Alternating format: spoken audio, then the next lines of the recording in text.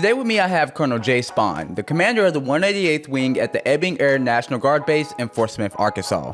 We'll be discussing an exciting new development that's bringing a $1 billion investment into our community, the F-35 training program. As a listener, you'll learn how this program directly impacts you if you live in Fort Smith or nearby areas. I hope you enjoy this episode as much as I did. Let's dive in.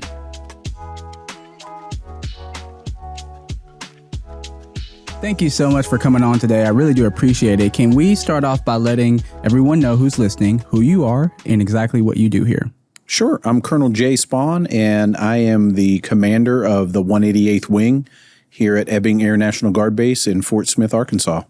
Awesome. Okay, starting with the 188 Wing, can you explain exactly what that is? Kind of like a broad level overview. There are a lot of people here who may not actually know what it is. Maybe they lived in Fort Smith their whole life or in the surrounding areas and they've heard of it, but they don't fully know what it means. So can we kind of dive into that, talk about what it does and what the mission and purpose of it is? Sure, absolutely. Well, so for people who have lived here for a long time, they're probably familiar with the 188th for years was a fighter wing.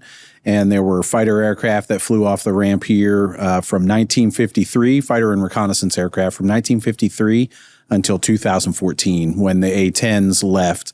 And that was the last time a manned flying mission operated out of here. But starting in 2014, we went to our current construct where we have, there are 4 groups in the wing. There's the operations group that is responsible for flying the MQ-9 aircraft, and that's an unmanned attack and reconnaissance platform. And then there's the intelligence, surveillance, and reconnaissance, or ISR group, and they're responsible for intel and targeting.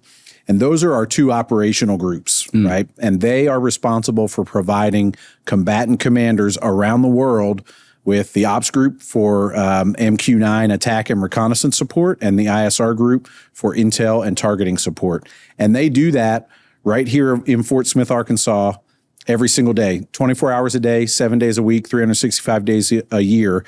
There are people in our buildings providing that support all the time, right here at Ebbing Air National Guard Base. So those are our 2 operational groups. And then we have 2 other groups, the mission support group and the medical group. And each of them are engaged in supporting the 2 operational groups, right? So they also have a 24/7 commitment to the combatant commanders all around the globe. So yeah, we went from a fighter wing that deployed every, 2 to 3 years to a wing that is engaged literally every day of the year with supporting the combatant commander. So it's really cool what we're doing on base here today, even though a lot of that doesn't really get the attention because the airplanes aren't flying over your head like they used to, right? So that has that's not as in your face as it used to be, but I promise you what we're doing is actually far over and above what we used to do as far as supporting the warfighter here in Fort Smith, Arkansas. So my studio is located out in Chaffee, and so I'll go out sometimes, and there's a new establishment out there called the Connex Bar at the barracks. And there are a lot of guys who come over who either have like a military background or they've worked out in Chaffee, in previous years and they've retired. And they were explaining to me this operation that you just described. And is it drones? Yeah, well, it's unmanned aircraft, right? Okay. So they are piloted, but via a satellite link. So our, all over the globe, right? Depends on what's happening, but, we might be flying combat missions in the Middle East. We might be flying reconnaissance missions in Africa. We might be flying reconnaissance missions in the Pacific Theater, but from right here in Fort Smith, Arkansas. So we've got flying Razorbacks, 188th Airmen sitting in a satellite link cockpit that's satellite linked to wherever they need us to be all over the world, flying real world missions. In some cases, employing weapons, getting reconnaissance information that's being used in real time. So, they're often referred to as drones. But they're not really that. They're not really just flying around unpiloted. They're piloted just by somebody here on base via a satellite link. Okay. Yep. I was listening to the very first podcast that you put out, and you were on it, and you were describing this mission. Now, it may not be new technology, but came here very recently, right? I think what you were saying in that podcast is that what happened before is there would have to be a middle place where the actual equipment was housed, and it caused basically a little bit of holdup. But now you don't have that barrier. Can you explain exactly what you were talking about? We started the MQ-9 mission here in 2014, so it is fairly recent, just the last 10 years that we've been doing that here. But it used to be until actually it's just ending this year. At those aircraft, wherever they were needed, the MQ-9s, whether it was the Middle East or anywhere in the world, there would have to be a separate launch and recovery element, they called it, an LRE, that would be deployed in theater to take them off and land them. But now, really, no kidding, in 2024 is when it's really taken effect. We are starting to do that via satellite launch and recovery. So from the same ground station here in Fort Smith, they're able to just take it off, fly it to where it needs to go, do the mission, and bring it back and land it all through the satellite link. And so that's a big change recently that the MQ-9 and the ops group in general is taking on. It's been a big lift. It was fielded a couple of years faster than it was planned to be fielded because there was a need for it. And so they've really adapted. And really, we're one of the leaders in the United States Air Force, the 188th Wing is, at fielding that capability and getting our members qualified for that. So I think that's what I was talking about in that podcast. But yeah, that SLR, they call it, satellite launch and recovery. That's been a big upgrade, and we've been one of the wings at the forefront of that. That's awesome. Yeah. So I'm really excited to get further along into the conversation and talk about the new F-32 program coming. But I want to lay a firm foundation for people to know exactly where we are now to see kind of how big of a deal this new program is. Yeah. So the people you have here now, you say you have 4 different divisions. Where are all of those people coming from? Well, for the most part, I don't know the exact breakdown of, exactly how many people are from the local area or from the Fort Smith area and Northwest Arkansas, but it's a very high percentage. You know, probably 80-90% of our people are, born and raised in this area. It's a very high percentage. And that's the beauty of the Air National Guard, right? So all over the United States, there are units that, so there's a bunch of other MQ-9 units all over the country. There's units that fly fighters. There's units that fly tankers or airlift airplanes. And so you can serve in the military in your local community, within a couple of hours of where you grew up. In most cases, you can serve in the military and serve your country and still stay near home if that's important to you. And for most of our members, it really is, right? And so they've chosen to serve close to home, and that really is the beauty of the Guard. But yeah, just to answer succinctly, most of our members, a very high percentage, 80-90%, are from the local area. I think that's a really cool thing in a perspective that, at least for me, when I was in high school and you hear about the military, you hear about recruitment, you don't really think about being able to stay where you are and stay close to family. Right. The mindset that you have as a kid out of high school or in high school or out of college is that you're going to be going overseas. That's immediately the mindset. Yep. And so I think that that's really cool. If I would have known that that was an option, I've grown up and I'm 27 now. If I knew that, whenever you are joining recruitment and you're going in or you're interested at all, it doesn't mean you have to go overseas and be on the battlefield. True. You can still be local to your home, but also you can also do whatever career field that you want to do. I didn't know I can be a videographer. Yeah, absolutely. And I didn't know all these things. And doing it that way and getting started young, there's a ton of benefits at the end of your life. And honestly, during the serving time that I've recognized as well when it comes to the different things. And so I think that's really, really cool. What's some other kind of facts about recruitment that maybe some people have that are misconceptions when it comes to those things? And maybe, we're just going off of what we've seen. Maybe they're not. Well, I would say almost any career aspiration that you have, you can probably do it in the military, So if you want to be a firefighter, or you want to be a police officer, or you want to work with computers, be cybersecurity, or you want to work with space, satellites. You want to work on airplanes. You want to work on vehicles. You want to be a doctor, you want to be a nurse, you want to be an attorney, you name it. If you're a young woman or a young man in high school and you've got aspirations for what you want to do in your career, I'll bet you that you can find a way to do that in the military. And the great part of it is if you do it in the military from the get-go, the military will probably pay for you to learn how to do it. Yes. So it's amazing. You know, the military will send you to med school. The military will send you to college, right? The military will send you to law school. The military will train you how to be a firefighter or a police officer or to, to be a cybersecurity expert. You name it out there. You can find a way to do it in the military and you'll get invaluable training for free. And then, well, not just for free, they'll pay you while you're doing it, right? Yes. So you will earn a salary, you'll earn health care, you'll earn retirement benefits, all while you're learning to do the job that you grew up wanting to do. And if you don't know what you want to do, I bet you can look through a whole catalog of a lot of really cool things and decide what you want to give a try in the military. So it really is that's what we struggle with, I think, is getting our message out there to everyone. It tends to be military service now that there hasn't been a draft in, almost 50 years. There hasn't been a draft in 50 years. Military service now is becoming more and more people whose family members served in the military because they're familiar with it. They've heard about it, whether that's an aunt, an uncle, a grandparent, a father, a brother, a sister,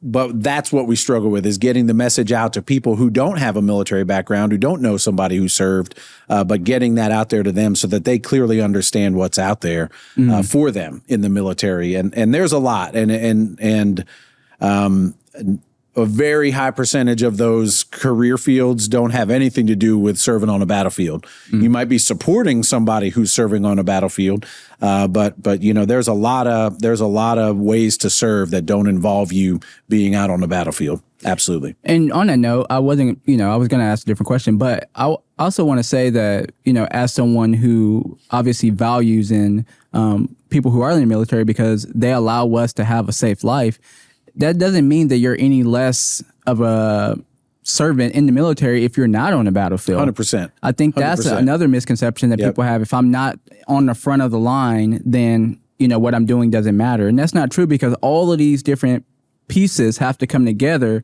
to create a community that's moving forward in one direction. And that's super important that every single piece is good at what they do.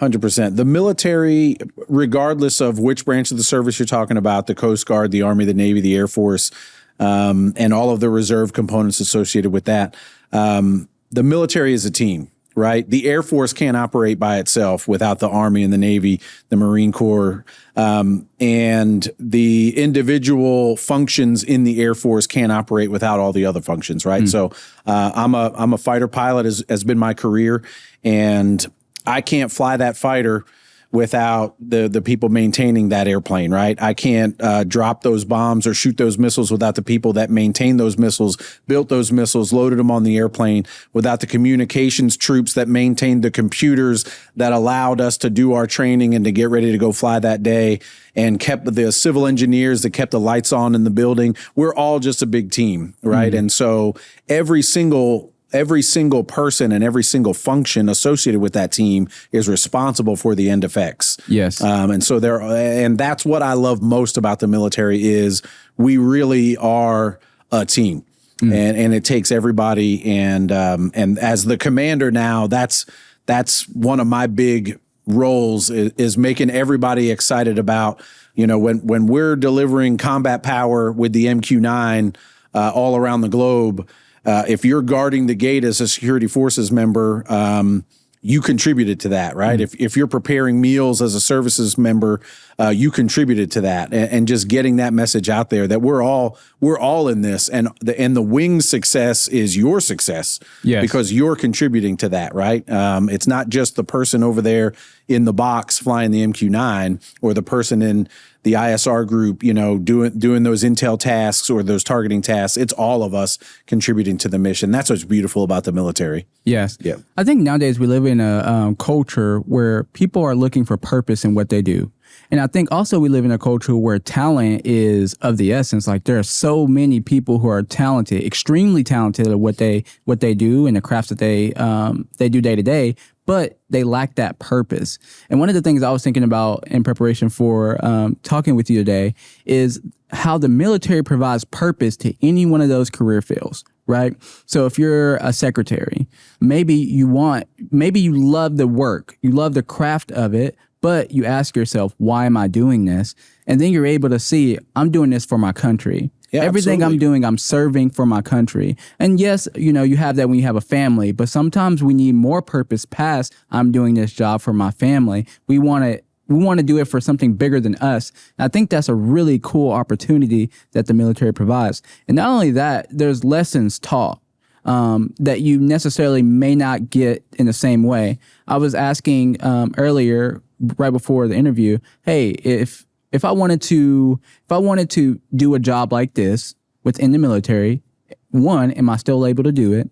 And then two, how would I do it? And there was a couple different ways that they listed out that I can do it, where I thought that maybe before you have to start out of high school, you have to start out of college, and that's your only entry to doing it. But it doesn't seem like that's the case.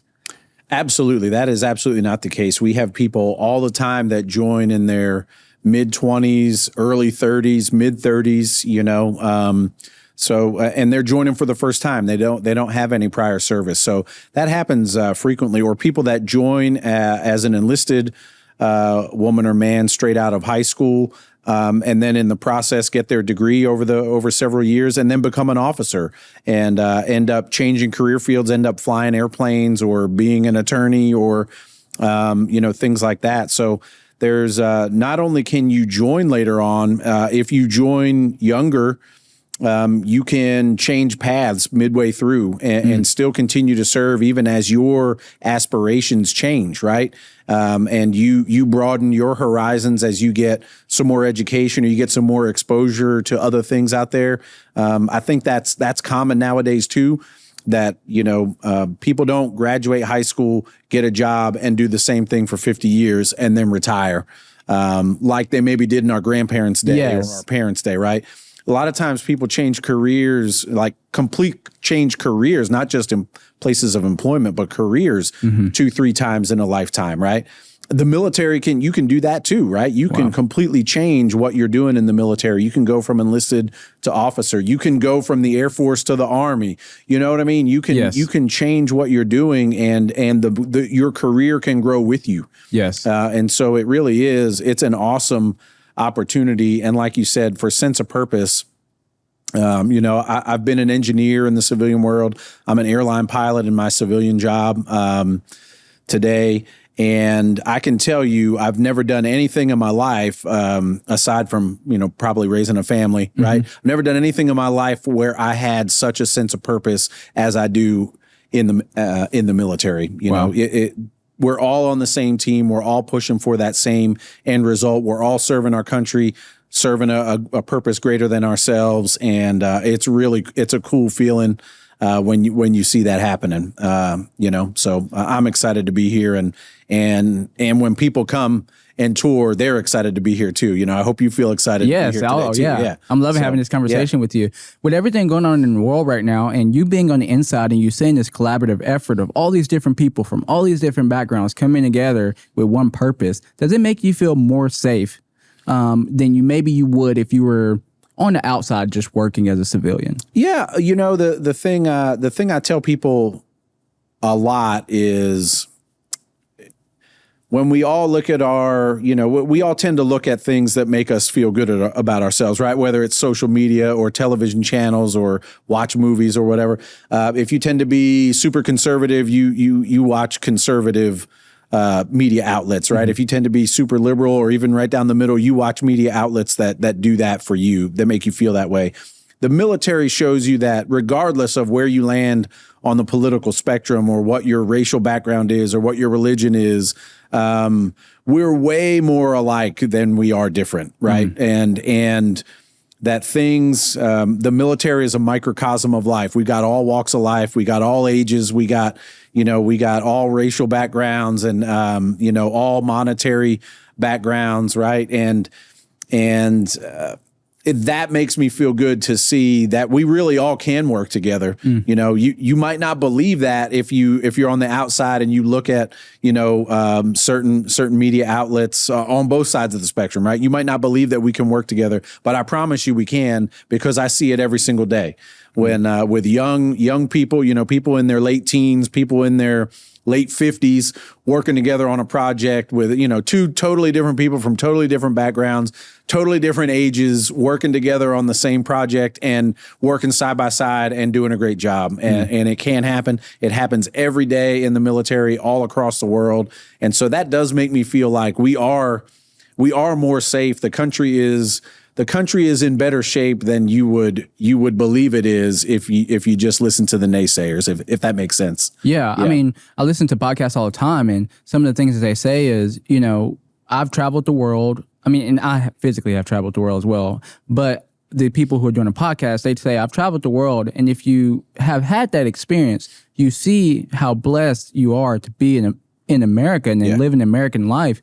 You know, when we think about our day-to-day lives and the different problems that we have, they're much less than other places in the world. That's right. That's right. And that's not to say that, you know, our problems aren't real. Yeah. That's not to say that we don't have things that are going on our side. But whenever you look at life and you look at the opportunities that are provided to us through different people who are making it possible, there's an aspect of appreciation you begin to see.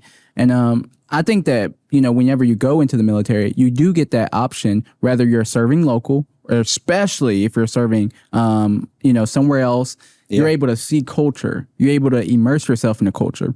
Now, with that being said, I think that's a perfect segue to talk about the culture that is now going to be immersing itself in Fort Smith with the people coming from Singapore and Poland, right? Well, to start with, Poland will be the first country, and then Finland, and then Singapore and Germany will show up at about the same time in 2026. So, wow. Yeah. Okay. Yep. So let's go all the way back to the front side of the F-32 program. Can you F-35. Excuse me, F-35. I'm sorry about that. No worries. F-35 program. Can you explain to me exactly what it is? I know there are a lot of people who've heard a lot of different things, but we want to hear from you. Well, yeah. So the F-35 is on the U.S. side is the most advanced fighter aircraft out there today. It's the latest and greatest that we have in the U.S. military, and we are selling that.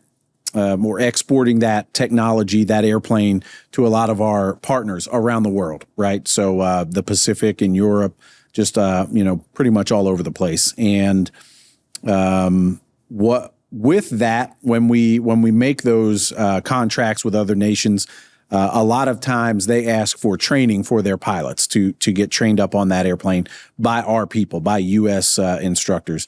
And so that's what we're going to be doing here at the 188th. Now, the 188th is not responsible for that mission, so we will not be providing the training. We will be hosting that mission here. So our wing mission is going to continue unchanged with the things that we talked about at the beginning of the podcast. We're going to still be operating the MQ-9. We're still going to be conducting ISR and providing that support to the combatant commanders. But now with that, starting in 2024, we are also going to host the Active Duty Air Education and Training Command as they instruct our foreign partners on F-35 operations. So pilots and maintenance personnel will all train here. And again, it will, as you alluded to, it will start off with Poland, but a year later, Finland is going to show up.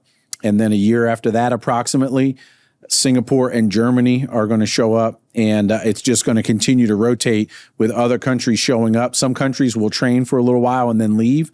Other countries like Singapore and Germany is planning to, at this point, to stay for a long period of time. So 10, 20, maybe even 30 years, they'll stay and continue to train their pilots here.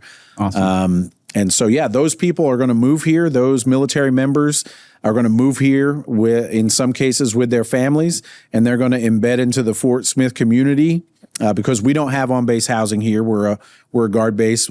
Most guard bases do not have housing, and nor do we. And so those people are going to live in our apartment complexes and in our houses in the community. They're going Their children are going to go to our schools. Their spouses are going to work in our companies.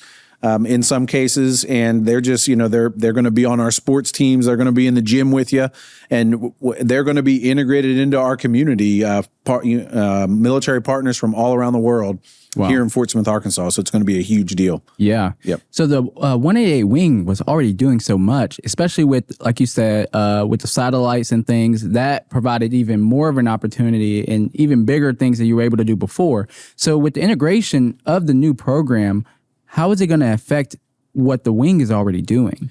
Well, thankfully, now it is going to be difficult, right? That it's a big challenge. In most cases, when we bring the F-35 somewhere, and the wing I came from before here, I got here in February. The wing I came from before here just converted from the F-16 to the F-35, but the F-16s were leaving, and all of the equipment and parts and you name it that were in all of these spaces were able to be moved out, and then you move in the new things for the F-35, right? Now, that's not happening here. So all of everything we have here is staying, and we got to move the F-35 in addition to that. So that's a big challenge to move in. Most military bases, to include ours, don't have extra space, right? So if you need extra space, you got to build it or provide for it somehow. So that is a big challenge, but thankfully that's been the plan from day one. So we've been it's been a finalized decision for about 3 years now, a little more than 3 years since they announced the mission was coming here. And so for more than 3 years, we've been working on how to make that happen. And so we've got a great team engaged, from the 188th Wing members to local Fort Smith people, with the Chamber of Commerce, with the mayor's office, and Arkansas politicians, senators, congressmen, the governor, and active duty U.S. Air Force members, all of them working together to find a way to make that happen. And it's going well. So the integration is progressing well, and I anticipate no problems with that, but definitely a big challenge. Yes. So in the first podcast I keep referencing, I'll include it in the show notes for anyone who's interested. You weren't able to provide as much detail about a couple of things as you wanted because it was still in development. It was very early stages. So I hope to cover some of those things. But that being said, you're building a lot. You're doing a lot here. What are you actually doing on the base to kind of host this program here? Well, like we talked about in the last question, first of all, you need to find a place for everything to go, right? And like I said, we don't typically have a lot of extra space. Military bases don't have extra space typically. So we need to find facilities for people to be in, for parts to go in, to work, facilities to work on airplanes and things like that. So that's job one, and the way we've gotten after that, for the most part, is to build temporary structures that are removable, that can be erected quickly, right? So we've gone after a lot of temporary structures that can be rapidly installed, and that's plan A, is to get those built, and those are being built as we speak. We're installing a lot of those, and a lot of them are already up and running with people in them. And while that's going on, they needed to go get the money and so that we could design and build, and then actually design and build permanent structures to house all of this, the F-35 and then later the F-16 flying operation. So those two things are happening right now as we speak. The temporary structures are being built, physically built, and then the money, the design, and the planning for construction of permanent facilities is being done right now. And so it really is a pretty awesome sight to see all of the work that's going into hosting this mission, because it is a very significant undertaking. So some of these facilities that you're explaining that are temporary, that are permanent, I'm sure as someone who's listening, who's in the community, they may be wondering where they may see these pop up. Are they all going to be here on the base? Are some of them going to be out in Chaffee? Or are some of them going to be spread out in just different parts? Or are all these things still yet to be known? Well, they've got a very good idea on where almost everything is going to go at this point, and all of it is going to be on the base to support the airplanes being on the base. So A lot of that is renovation of existing facilities that maybe we're doing something else in. So we might have moved some 188th members out of a maintenance hangar or something that we had repurposed. That is happening in one case. We moved some people out of a maintenance hangar. We're going to refurbish that hangar and use it as a hangar again to work on airplanes inside. But we had to find a place to move the people that had been working in there, right? And so we were doing things like that. And then, the new construction and the temporary facilities is all confined to the base. Now, with that, pretty much the only open space left on the base were parking lots, right? And so we're building a lot of the permanent facilities on top of what are now parking lots. And that has necessitated us to find new areas to park and things like that. And so there are some parking lots that are going to be constructed outside our fence line for people to park on and then walk into the base rather than driving right up to your building as most people do today. They'll drive to one of the whatever parking lot is closest to where their building is and then walk through like a turnstile and walk into their building.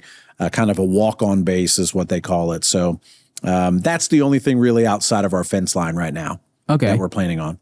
One of the big headlines, I'm sure you've heard it so many times, is that this program is going to bring $1 billion into the community. Yep. And that's a big number. That's a big statement. And so to the best of your knowledge, can you break down exactly what this means and how is this possible? I know that Lockheed is doing a lot of the manufacturing, so them coming over is pretty big. And will they be on base? Will they be off base? Yeah, so Lockheed will absolutely have a presence on base, but as to whether or not they will also have off-base facilities, I don't know the definitive answer on that. I think whether or not Lockheed in particular does, I think it's safe to say that several contractors supporting the base will be moving into off-base facilities, either older facilities that already exist here in town or they'll build new ones. But yeah, I think that's a safe assumption to say that a lot of contractors supporting the F-35 and the F-16 operation will be, having facilities off base. But it will be several $100 million, if not $1 billion annually when the program is fully grown. So around the 2030 timeframe, and that's annually.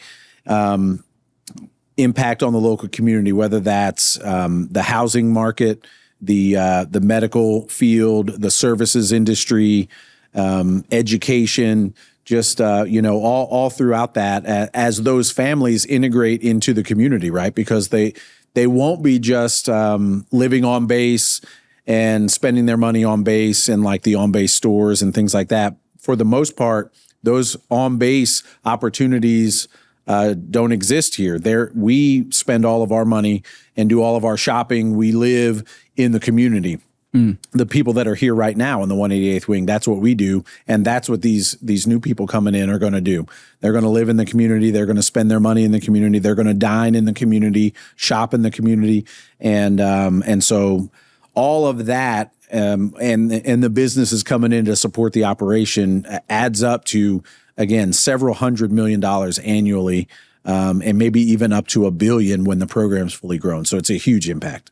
I think for families, especially with young kids who are in the area, this is an amazing opportunity because, again, they get to have this cultural insight that is not normal. You have all these different people from all these different backgrounds coming, and your kid, our kids are going to be able to sit beside them in school and learn with them and play with them and, make fun of each other's language barriers. Yeah, right. Like these are all really cool things. One of the things that we'll get to experience as adults that I'm excited about is food from different cultures. Yeah. These people are coming and are they temporary or will they stay permanently? Well, at first they will be. Most of them will be temporary, so they'll get trained and they'll leave. Now the country might still be here, sending more people through. But yeah, eventually, and probably not too long down the road, they will start leaving people here as instructors, right? Okay. So there'll be for example, some of the Polish pilots will train to fly the F-35, and they may stay here to continue to instruct others on the F-35. And so instead of being here for 6 months or 9 months, like some will be, those folks might be here for 2 or 3 years. And so, move next door to you and live next door to you for 2 or 3 years. Those relationships will really get deep and build a lasting relationship even after they move back to their home country. Yes, absolutely. All that to say, I'm sure there are going to be so many businesses, restaurants moving in to seize the opportunity to provide food directly for these people who are going to be coming in over the years, rotating out. Yep. And as civilians, we get to experience that as well. Absolutely. Which is really, really cool because like you said, which is also very interesting, I didn't know, that, the base doesn't operate and have shops here. You all do it in the community, which is very different than something like, I think, like Jacksonville's base. They have a lot of shopping opportunities on the base, correct? Yeah, so a large active duty base, right? So the nearest one to here would be in Little Rock. So Little Rock Air Force Base is an active duty U.S. Air Force base. Tinker Air Force Base over in Oklahoma City is an active duty U.S. Air Force base. And those big bases have housing for thousands of people. Some of them have schools on base. They have a shopping mall on base. They have a place for you to work on your car and wash your car. They have a golf course. They just have a lot of facilities that you might need. It's entirely possible at a large active duty base to live there and never leave the base. Now, people don't really do that, but but you really could spend a great portion of your time on base and never really leave. We don't have hardly any of those things. We have what we need to conduct the mission. That's what a guard base typically gets funded for, and not much else. And that's fine. That's all we need to be funded for to be able to do the mission. And then we rely on the community for everything else, right? But our grocery store, my grocery store is your grocery store, right? Like the place where I go and watch a movie is where you go and watch a movie. And that's different in a guard community like Fort Smith is, right? And so that's what these folks are coming into, and that's how they're going to live too. So it's awesome. They really will be integrated into the community. That's really, really cool. Okay, so one of the things that I talked about in my interview with the mayor is that day he actually said that the base became active again. Can you explain what that means a little bit more? Well, I think what the mayor, not having talked to the mayors about this specifically, I think what he was referring to is an active flying mission coming back. So we still have a flying mission here, right? We just don't have any of the actual aircraft on the ramp, right? So the operations group is flying the MQ-9, as I said, as we speak, right? But there's not an active flying mission off of the ramp here. Okay. Right? So when Poland's first airplane shows up right now, scheduled for December, when Poland's first airplane shows up, that will be the first time in 10 years that the Ebbing Air National Guard Base, the 188th Wing, will have an active flying mission off of our ramp. Wow. With airplanes that the community can see and hear, and that makes it a little more.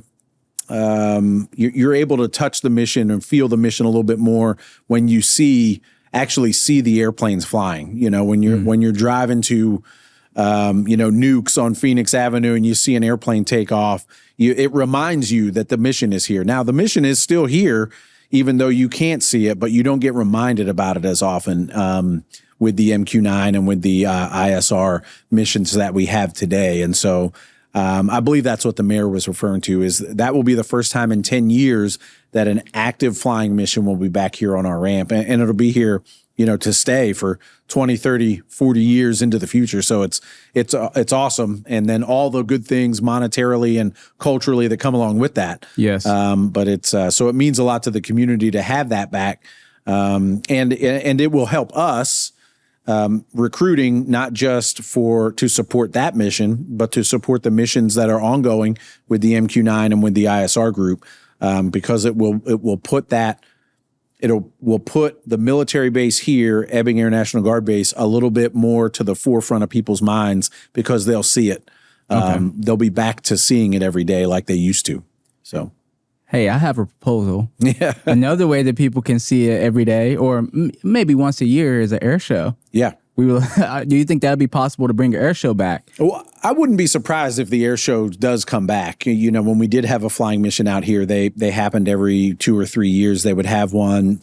And so I certainly wouldn't be surprised to see one, certainly once all the construction and everything dies down. So that, again, that's still a few years out in the future. That's 4 or 5 years in the future when the base will largely be finished being built to support that mission. But I absolutely wouldn't be surprised to see that. And quite frankly, personally, I hope it happens. Yes, so, yeah. I think we all do. Yeah, absolutely. That sounds really cool. Yep. So speaking about the base being built, one of the things, also referencing back to the conversation that I had with the mayor, he said he went up to White House and he got congratulated by so many people about the accomplishment of getting this program here. And he actually said that there were people who were like, we're not sure if Fort Smith is actually going to be able to pull this off. Mm-hmm. And you know, looking to now, that day where he was there, he said, not only did you pull it off, you pulled it off earlier than we thought you were going to do it. Can you explain how the preparation and maybe some of the things that you guys were doing on base to prepare for this to actually make this possible in such a timely manner? Yeah, well, so the what the mayor was talking about there is the typical timeline. So I'll use my previous wing as an example, Montgomery, Alabama fighter wing, the 187th Fighter Wing. From when they were announced as getting the F-35, which was December of 2017, to when the first F-35 showed up in December of 2023, that's 6 years. They had 6 years to get ready for that first airplane arriving, right? Fort Smith was announced as the site of the F-35 training location in March of 2021. And as I just told you, the first F-35 is going to get here in December of 2024. That's 3.5 years. That's so just over half the time that it typically takes to bed down the F-35 is what is going to take place here. And so I think if you rewound about 3 years ago to the summer of 21, I think just like the mayor told you, almost everybody you talk to would have said that will never happen. You will never pull that off in 3.5 years. But in fact, we have. Those airplanes are going to show up in December of 2024. And I say I just got here 6 months ago. But, you know, this wing and the community partners and the active duty Air Force partners that have been engaged in that effort, they're just a really high functioning team. And, yes. The success of this project is a testament to what a high-functioning team can do when everybody's working together.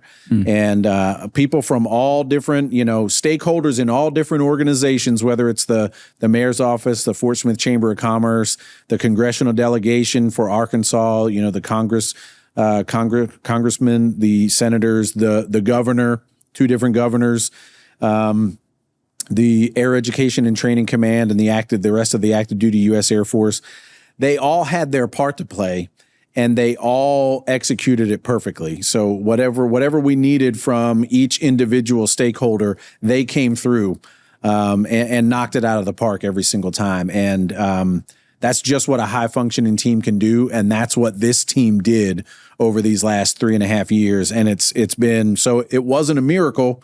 That's what people said we would need to be able to do this in 3.5 years. We just needed a high-functioning team, and that's what we got. That's awesome. Yep. There's a lot of things going on that are exciting, so exciting, maybe even overwhelming with excitement with the F-35 program coming. What makes you most excited?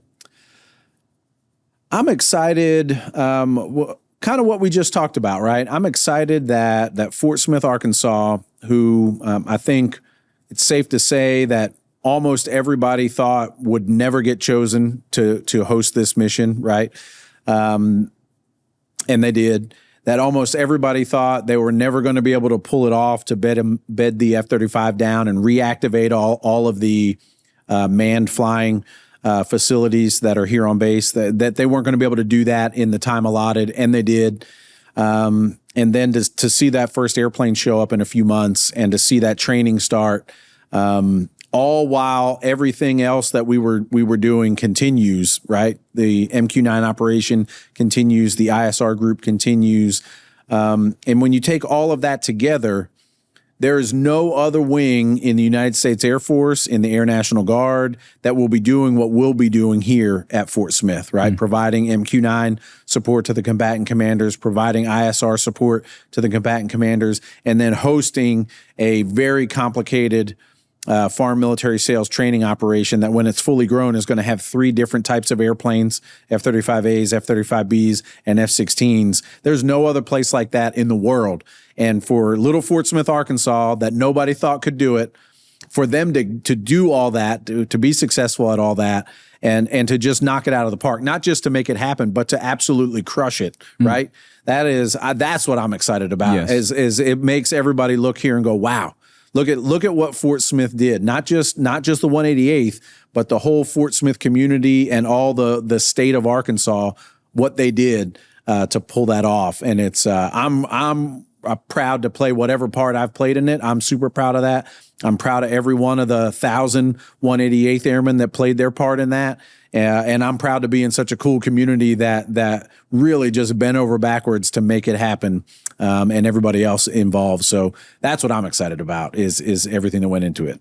Yes. Yep. Well, I want to thank you so much for all that you've done and everyone else, like you said, who's been involved, because it's all exciting. And we are kind of just waiting around to see what this looks like. We're already seeing a lot of housing developments going up, a lot of hotels, a lot of businesses being built. Excited to see the other businesses that will be here. Like I said, I think there'll be a lot of restaurants. Yeah. I think there will be more things for families to do. There's things like Fort Kids being built. And I'm just excited about all this stuff because it's just going to be better for everyone in the community. That being said, what are some of the things that have been challenging so far that have, maybe slowed down some of the building, if it could be any slowdown in building that you face with all the different things going on? Because like I said, buildings are going everywhere right now. Have you had any problems with that so far?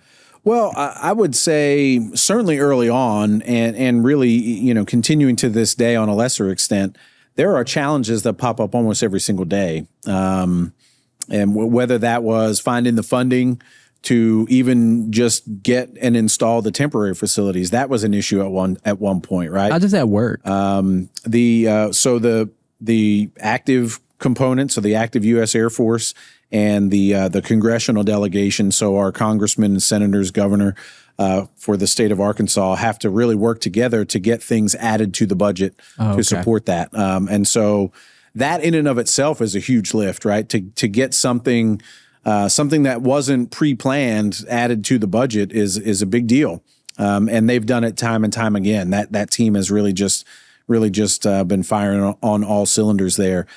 So that, there was that was an issue. To get the money to design and build the permanent facilities was an issue at one point, and that's getting resolved as we go. Most of those buildings are funded by now, and reactivating all of the facilities, the fuel farm, the parking ramp, et cetera, that hadn't been maintained for more than 10 years because there was no need to maintain them.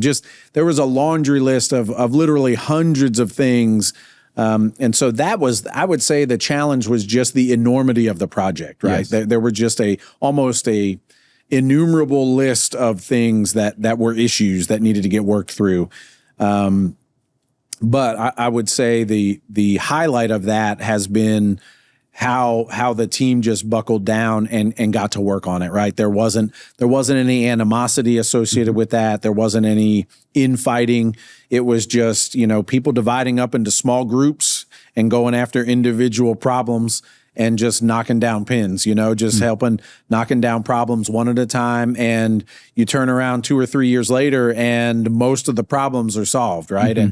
And that's all just by those individual teams, high functioning teams just getting after it. And back to what we talked about at the very beginning, people from all walks of life, people of all ages, people from a lot of people that aren't even in the military, right? People that are civilian people from the local area, and from all over the country, all over the world, working on problems. And it really was a testament to what a team can do when tasked with what a lot of people believed was an insurmountable problem, right? And it wasn't, because we had a high functioning team that got after it. So it was awesome. Yes. Yep. One of the last things I wanted to talk about today is I have this huge wing behind me, or piece of a plane. Yeah. Can you explain a little bit about what this is here? Well, that is the tail from an F-16A model, which the wing flew here from 1988 to 2001.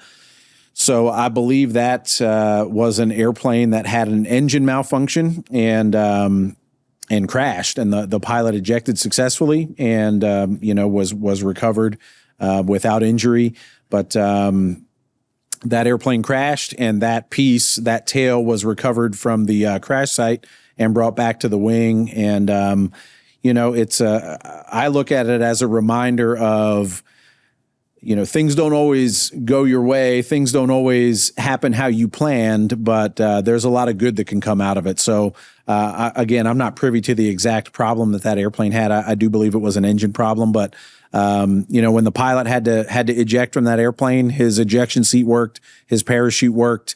The search and rescue process to recover him and bring him back to Fort Smith worked, and the medical care that he needed was provided to him. And I'm sure the maintenance personnel here at the time took that as a lesson learned and made sure that problem didn't happen again. And that was the last crash of a 188th assigned F-16 or A-10 that we had here. So it was a lesson well learned that they moved on from, and I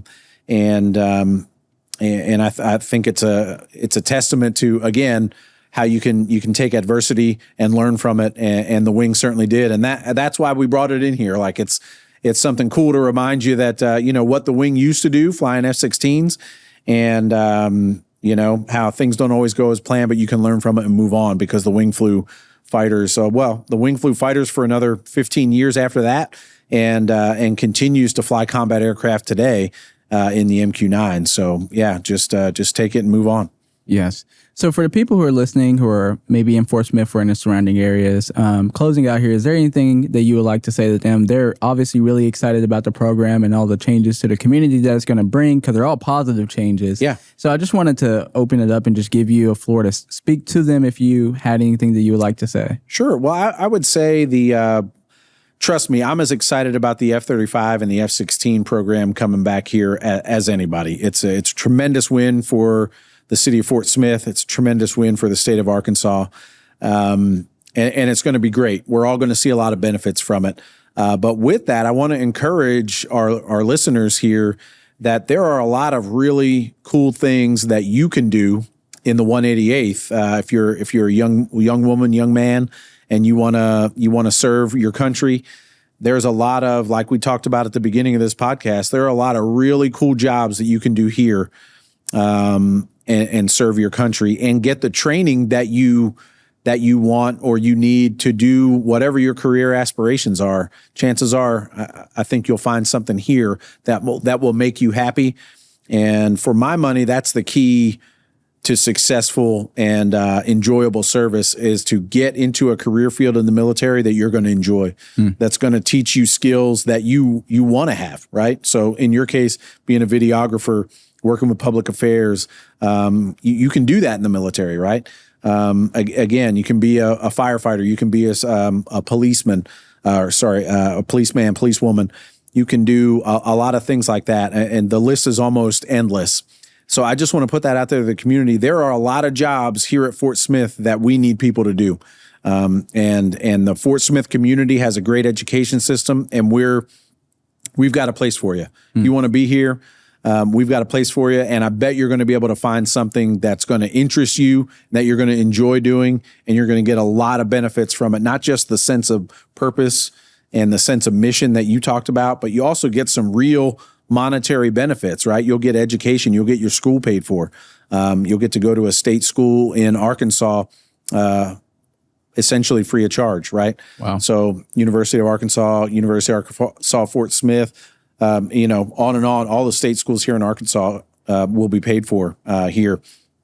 And you'll get health benefits, you'll get retirement benefits, you'll get paid while you're doing all of that. And you really only got to come out here a couple of days a month after you're done with your training. So it's a great opportunity to serve near home, like you said.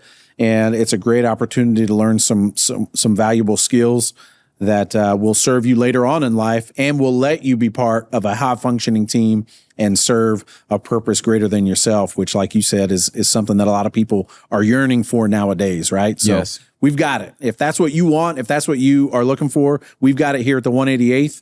Come check us out. Come get in contact with some of our recruiters, and we'll make sure you got that contact information that you can put up on the podcast. Yes. And we'd love to have you. Love to have you come out and take a look and see what we've got. With that, Joe, I wanted to thank you for taking the time for us to help us tell our story. I wanted to give you one of our wing patches and our commander coin. Oh, man, thank you so much. This is awesome. That's the coin that we hand out. So that's a big challenge we have, is telling our story, is getting the word out about the 188th and about the Air National Guard. And you being here today is helping us do that. And I really appreciate you taking the time to come out here and let us tell our story. So thank you very much. Thank you so much. It's been a pleasure for me. And honestly, any updates or anything that you feel like is worthy enough to come out and do another one, I'm sure that the listeners will love that. And I know I would love that as well. So thank you for your time today. Yeah, absolutely. Happy to do it. And thanks for coming.